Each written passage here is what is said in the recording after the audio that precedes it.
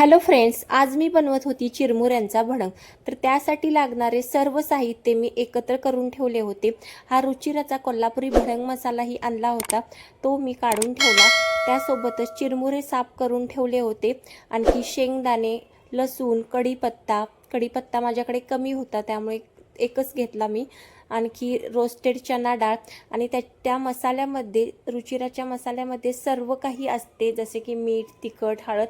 पण मी घरातील ही थोडीशी ॲड केली त्याच्यामध्ये, कारण थोडी टेस्ट चांगली येते अजून त्याला.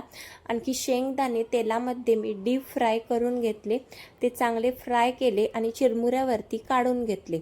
आणि त्यानंतर मी लसूण टाकली फ्राय करण्यासाठी. आणि थोडासा गोंधळ झाला की माझी लसूण नेहमी मी त्याची टर्पल काढून घेते आणि यावेळी मी फक्त थोडीशी साफ करून घेतली, पण ती लसूण माझी तेलातून उडायला लागली.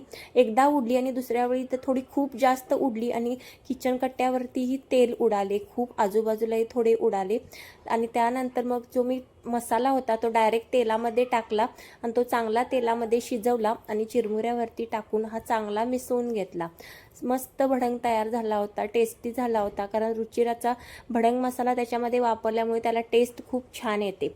चला, आजचा व्हिडिओ इथेच एंड करते. भेटूया दुसऱ्या व्हिडिओमध्ये. Bye bye.